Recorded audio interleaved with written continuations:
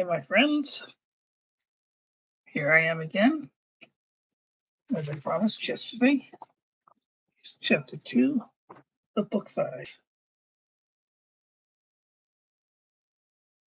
I hope you liked chapter 1 and the new characters I created. The idea for the humanoid as I call her, as she calls herself humanoid, that was just a spur of the moment decision when I was handwriting it. But she has a little bit of a part in this book, too. All right, you are ready? Let's start. Chapter 2.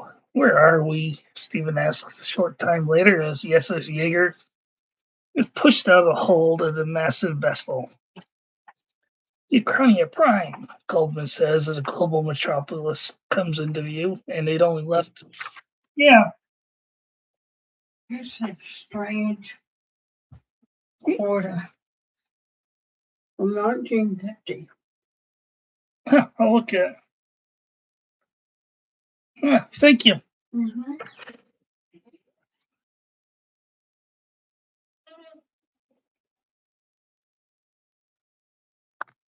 That was my mom. Oh, and now I have a kitty cat in my room. Look at that. Sure, 1950. Be right back. Hang on. Oh boy.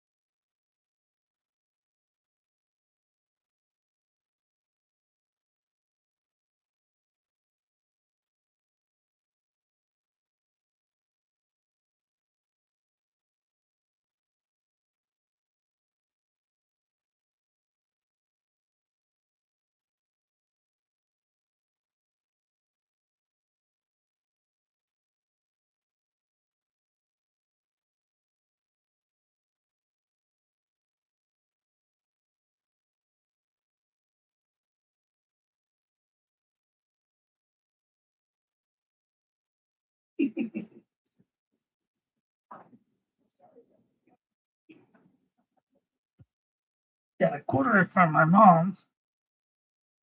Not sure where it's from or what year, I mean. But I got a coin thing, ID or thing, my phone. I'll take a look at it later. All right, I'll start over. Sorry. No, my mom disturbed me. She's fine. That was my mom. Chapter 2. Where are we? Stephen asks a short time later as the USS Jaeger pushed out of the hold of the massive vessel. Ukrania Prime, Goldman says, as a global metropolis comes into view, and they'd only left the SMC, Small Magellanic Cloud, a few moments ago. As they enter a pattern that includes dozens of former Imperial and Rebel vessels, now all part of the new Galactic Free States, and the newly rechristened Bright Star, better known as the Dark Star. But we only just entered the Zapatage vessel a few minutes ago, Julia says. We have means of folding space, so it would typically take Yarina days. In your hyperspace capable vessel, it'll only take a few seconds, hours, to complete the journey, the leader said, beams. Yarina? Seconds? Rena asked Julia softly. I have no idea. I would suggest they are measurements of time, Julia whispers back.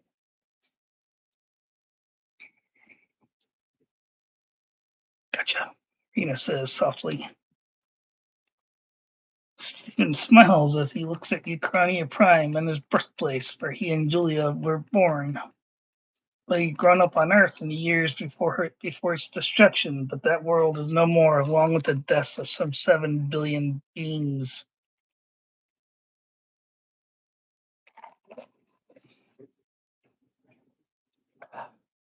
Much of the city was recovering from the just completed galactic rebellion against the Emperor Stilvanov. You will park your ship just outside the limit of the system parameter, Sir, Goldva says over his radio. Your ship is too massive to take orbit safely. As you can see, the space around the planet is crowded.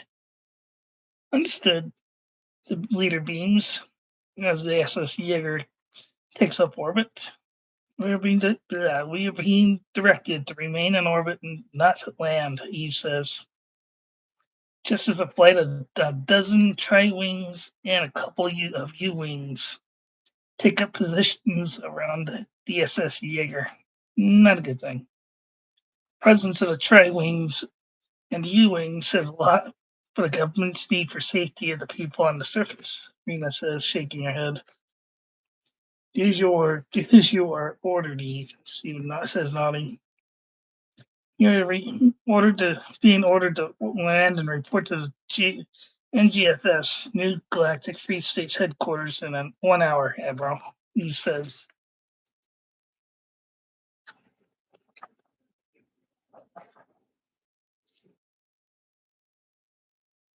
Sorry, give me a second. Okay. Thank you, Eve. He has no idea why, but he'll find out. He rises to his feet, dons his old flight suit, and heads for one of the tri-wings parked in the belly of the massive vessel. Julia and their mother follow him. What's going on? Erwina asks now. I don't understand why we're being told to park in orbit. Neither do I, Mom, Stephen says as he grabs his flight helmet. Could be because we made contact with beings from another galaxy? Yeah, it could be. I'll find out soon enough. All three walk down to one of the tri-wings, then he climbs into the spacious cockpit and straps himself in. Then he dons his helmet, still bearing the markings for Tiger 4, while Julia and their mom watch intently before he waves bye, and blows a kiss, and blows them a kiss each. As Julia presses the canopy controls, the clear Lexan steel canopy slowly lowers down to engulf Stephen. As he starts the twin engines, he follows the startup procedures in a glass canopy in front of glass cockpit. Lights up and comes to life. See you all soon, I hope, he says over their headset radios. I should hope to see you in a couple hours. See you all in a couple of hours. Be careful, Stephen, Septijik says over his radio. Just be careful, beloved, Julia says over his radio. I will do my best, Stephen says in response. Stephen is surprised when Sep calls him by his first name instead of kid or brother like he usually does, but this is a serious situation. He could be carrying an alien germ that is not native to the Milky Way galaxy, and the NGFS is just being cautious. He hits the controls for the tri-wings detachment from the ship's hull, and he falls free to be joined by a quartet of heavily armed tri-wings, one in front, one on his tail, and two on either side of him. Admiral, you're being escorted to a medical center to be checked for any alien virus contagion not native to NGFS worlds. He hears over his helmet radio, do not deviate from this course, or you will be destroyed. You have orders to do so. Am I understood? Says a lot. Understood clearly, Stephen says. Sorry, I'm thirsty.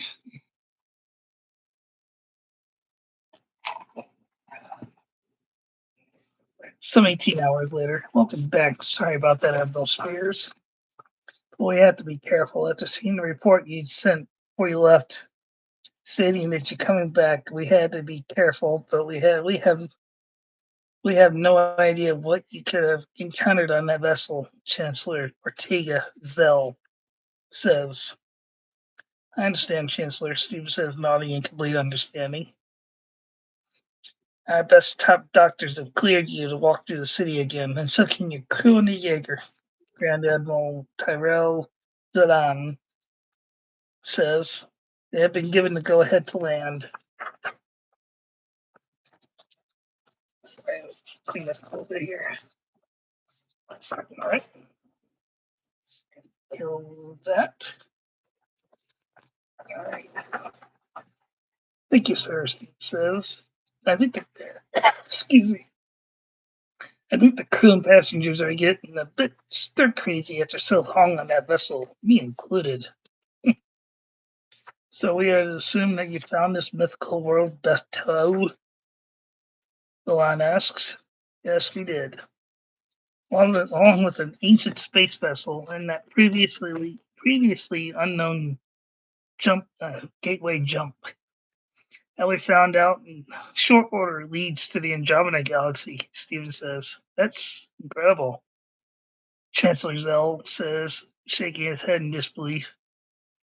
It came as a shock to us too, sir. What Steven says. What would take centuries to travel at max warp to two probes, 18 hours to reach Galaxy M31, the Andromeda Galaxy. 2 probes. Chancellor Zell asks. One was an unmanned probe to see what was at the other end. Then we programmed a protocol droid with my memories, another fighter pilot's memories on how to handle a fighter in combat, Steven says. Boy, we were surprised what we found when the manned probe came back. The unmanned probe found a Jupiter-sized gate on the other end. Then they returned with the data. We found we can control the gate from either end. So we sent the reprogrammed protocol droid due in a tri-wing to explore for a short distance into the unknown space. She was given 40 hours to explore and then return. She returned in 48 hours. But she is no longer a mechanical droid. She is now a living, breathing creature with a heart, a human heart, lungs, and all that. That I haven't never figured out that part yet. That was something I created in the writing. Sorry. Damn it. Excuse me. Okay, there we go. He pulls out the small data pad and pushes it across the table to the two most powerful men in the government, pulling up the medical scan the Jaeger's doctor had taken of humanoid. Her name she took for herself. With a pic of her in original mechanical droid form on one side, her human form on the other. Do you make it a sabotage? Do you trust them? I do, sir. Chancellor Zell and Admiral Vaughn.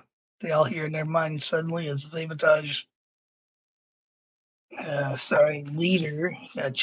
Add that. Leader. Yes, that. Appears on the screen behind the Chancellor without warning, making the Chancellor and Admiral jump in their seats. My people and I come in peace, sirs. You scared us. Forgive me, Chancellor Ortega Zell, the sabotage leader, beams nodding. It's okay, you're the first beings we've encountered from another galaxy. Understood. The leader beams as he floats in his liquid environment. Sir, we come in peace. What do you want? We are fighting an ancient conflict with a race of beings that call themselves the Triku. The leader beams. They have destroyed countless worlds and killed. They have destroyed countless worlds and killed countless beings across our realm. I'm gonna change that.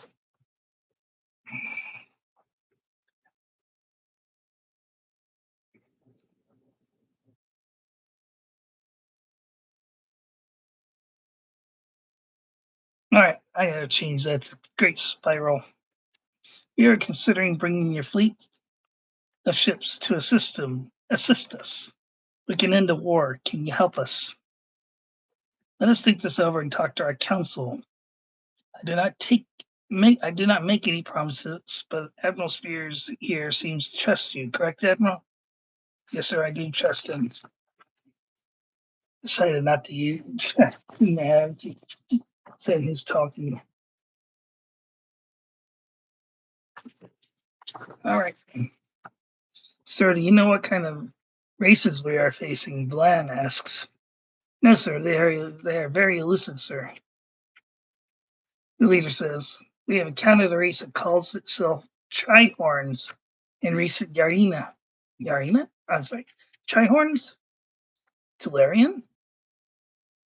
Steve asks in Valan's ear. Sounds like it. Valan says softly. Sir, we have recently discovered two ancient races that disappeared 75,000 years ago. These two races fought a costly war that drove both races to extinction. Or so it sounds like. Then you will assist us only if your council approves. The leader beams. Yes, sir. Yes, we will. I will bring a sizable fleet through the eye. Eye? That word for the gateways, sir. It'll take some time to get an answer from my council, sir. Chancellor Zell says loud now, but your people will have an answer soon enough. Thank you, Chancellor. The leader beams now, nodding his head. It'll take time, but sir, you have my support, Stephen says. That the Admiral here supports you, I support his decision. Thank you again, Admiral Spears. The Sabotage leader beams. If you will excuse me, sirs, I'd like to welcome my wife and mother back home along with the rest of the Jaeger crew. That's a lot of typing. Thank you, Stephen. Stephen rises to his feet. He bows to the Sabotage leader on the screen and then to the two most powerful men in Ukrainian prime. Then backs out of the room, rushing to a nearby landing pad where he hopes his wife, mother, and friends will land on the Jaeger. Yes, that's Jaeger. Sorry. That's thirsty. All right.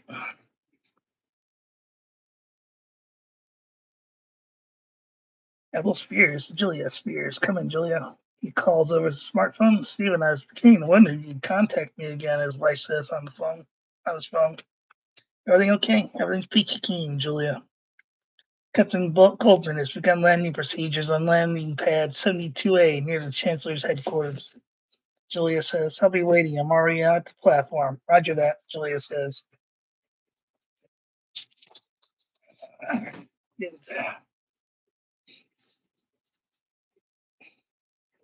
All right. Okay. He waits at the control room for a platform as the harbor master begins landing procedures with the SS Jaeger. He now sees the massive cargo vessel appearing through the overhead clouds, its thrusters, picking up dust as it approaches its landing platform. It lands with a loud thud on the large open platform as a droid stood nearby, directing it to a smooth landing. As the vessel settles down on its landing legs and eases down a few meters, a gangplank appears in the ventral position just below the main hatch. As the main hatch opens, Julia, their mother, the crew and Sep Dietrich walk out, followed by Natuk and the other Samurai Order members.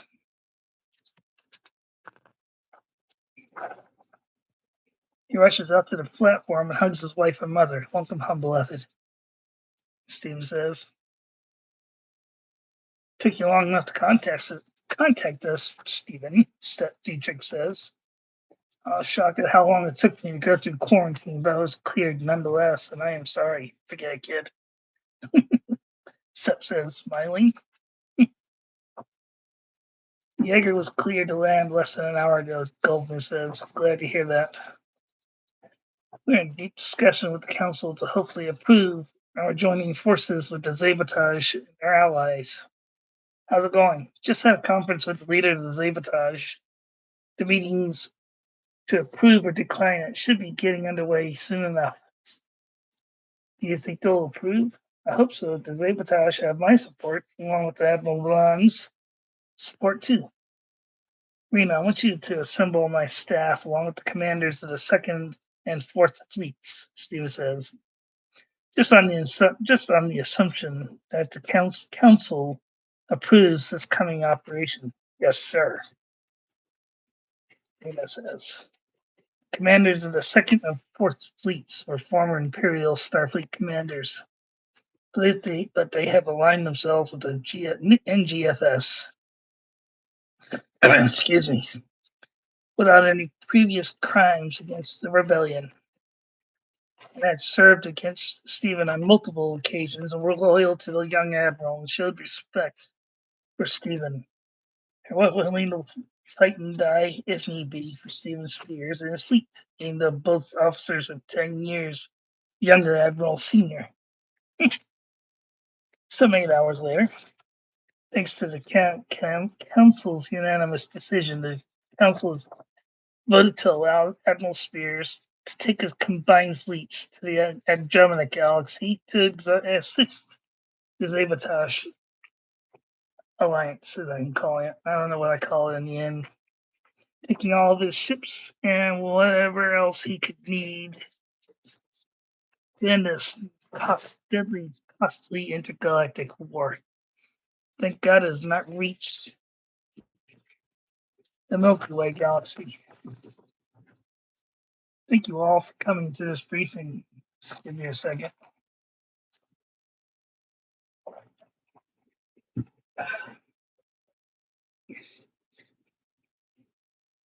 I ask for you, Admiral Trask and Admiral Evan, because I have heard that you are fine officers that lead from the front, like me. Where are we going? No one has ever visited from this galaxy. We are journeying, traveling, whatever, 4.563 million light years to the Galaxy M31, the Andromeda Galaxy. Admiral Bree Greven says, smiling. How's that possible, Admiral? No ship, even at maximum warp, could reach the Andromeda Galaxy. In our lifetimes. Admiral Tyree Trask says, it takes centuries even to reach the outer reaches of the Andromeda Galaxy, and you're suggesting we jump up and leave our homes and families for an adventure that we will never live to see to fruition? Admiral, please understand your concern that know that all or most of you have families. As he touches a couple of controls on his console, a picture of the SMC appears on a monitor behind him. I recently led an expedition to the SMC on a voyage of discovery.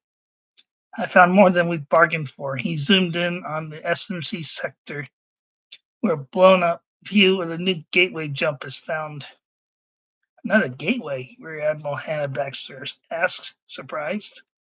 Yes, Hannah, another gateway. This one is different in that we sent 2 probes into the gateway. It came out 18 hours later in the Andromeda Galaxy, passing through a second Jupiter-sized gateway inside M31. The first probe was just a simple Mark 97 torpedo turned into a science probe. It returned safely, so we sent the second probe through with a protocol droid piloting a tri-wing. The tri-wing returned some 48 hours later with friends in tow from the Andromeda Galaxy. He touches a control. Humanoid walks into the conference room at his beckoning. This is the protocol droid we sent into the gateway, and this is what we sent. This is what returned. He says as the image of the protocol droid appeared on the monitor behind him. One of her as a mechanical creature, the other of her in a current form. Do not be alarmed. Humanoid is as human as you and I. Correct? Humanoid? Yes, Admiral Spheres. Humanoid says as she sits down next to Rena. While waiting for landing instructions, Rena and Julia worked with Humanoid to teach her to walk like a human, not a robot. But her voice was still off sounding even for a humanoid. Her voice was more human sounding, but still had the mechanical inflection of a machine. Okay, here are your orders, Steven says, rising to his feet. I want all 3 ships on standby to fall to the SMC in 3 days, local time. All fighters, shuttles, and crews are be ready to leave. All leaves are canceled for the immediate future. I estimate that I'll also bring along 400 of my fellow samurai warriors. That is all. Dismissed. Sir, Trask asks, raising one hand. What are we facing? Unknown so far, but the war we are joining is far deadlier than the one we just ended, Steven says. I want all commands to cooperate and work side by side. I want you all to know that I like and encourage free will among my commanders. Suppose you have an idea you think will help? Do it without asking me for directions. But I know that you, Trask, and Revan are new to my style of command. But, alright, hold on. Okay. Please, I promise that all men and women in this room are equal. Let us all forget our past and cooperate as a single fleet. Trask and Revan felt out of place among these rebel officers, but now they felt welcome thanks to the young admiral before them. Captain Solomon, I wish you would take your small task force and remain behind to defend Gateway Jump at the other end, since it'll be our only way back home. Understood? Yes, sir. Captain Aaron Solomon says, nodding.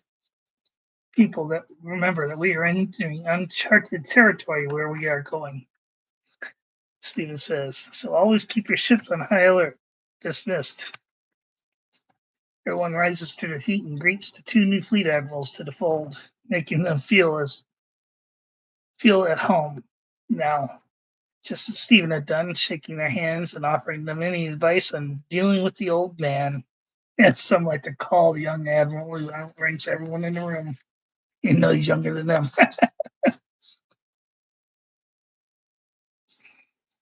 He now goes to the samurai dojo, where he meets with some of his fellow samurai warriors. Most were either off-world, protecting what worlds they could, or in training. But he mostly has his most senior and seasoned warriors assembled in the large amphitheater as he steps up to a podium with a digital microphone set up.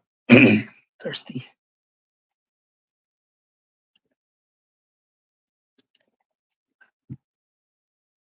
Okay. My fellow samurai, this is a momentous occasion. We are about to travel to the Andromeda Galaxy. Getting shocked and confused, gasped most of the assembled. Do not worry, this journey will not take the centuries most of you know it would take to reach Galaxy M31. It'll take about 18 hours each way. We have discovered a new gateway jump in the SMC that links our 2 galaxies. I would love to take 400 warriors with me on this journey. The assembled gasps. As most of us have noticed, there's a massive fish-shaped vessel in orbit at this moment. Steven continues. That vessel comes from the Andromeda Galaxy and represents a race calling themselves the Sabotage. It followed the second manned probe sent through the gate, which returned some 48 hours later. They sent a pre-programmed Protocol droid. Due to explore after sending a Mark 97 science probe first. As of a short time ago, we are now aboard the race in the Andromeda Galaxy, calling themselves the Chaiku. I intend to bring my fleets of warships through the gate to assist in this war. I also wish to have the assistance of 400 samurai warriors in this endeavor. So in 3 days, any warriors who wishes to join me can be on the Hornet or one of the other vessels. The rest will remain behind to protect the new galactic free states. I will not turn anyone back until 400 warriors are assembled. Everyone in the amphitheaters whispers among themselves. That is all, friends. He now rides his prized Harley-Davidson R6B hoverbike to the Silver Diner where he finds Julia, their mom, the twins, Seth, and Natuk, all seated at a corner booth. He pulls up a chair and sits down at the table as Magdalene walks up, smiling as always. Master Stephen, she says, very nice speech. I would be honored to accompany you. I wouldn't have anyone else but you by my side, Master.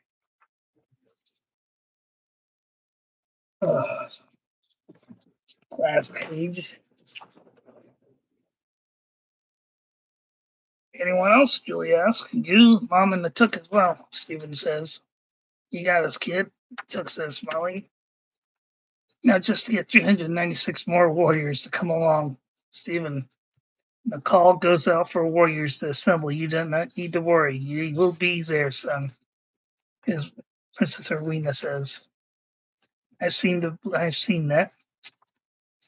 Hard to believe that one time I thought there were only like 4 samurai left in the galaxy, Steven says. 2 of whom were just starting. Sep, I hope you could come along, but I wish you to remain behind to take care of cargo loads, shipping lanes in the region. You got it, kid.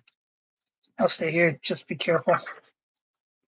And that, chapter 2, my friends. Had to make a few changes. I'm going to go back in and fix it later. What do you think, my human protocol droid?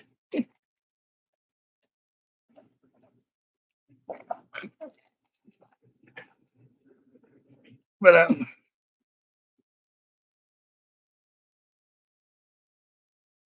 do see a date on there. I thought sorry. Also, my mom gave me a cool looking point I gotta look up. But chapter 2 is finished. Gotta make a few changes in the book.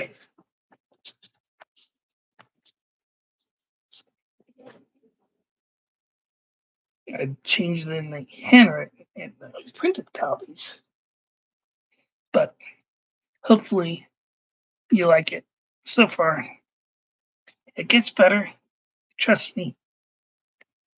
I'm just getting warmed up. Chapter 3 gets interesting. I don't remember what happens in chapter 3 exactly. We'll take a look.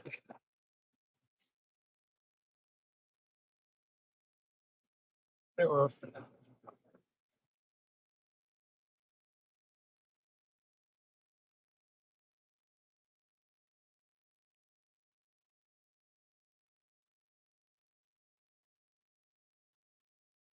I showed you the fighter pods that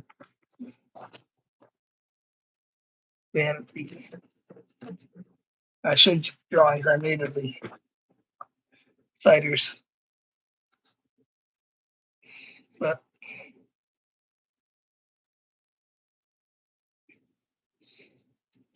I'll give you chapter 3 tomorrow. Bye, everybody. Take care. I hope you like it. If you liked it, give me a thumbs up. If not, thumbs down. Give me a comment. What you thought, please.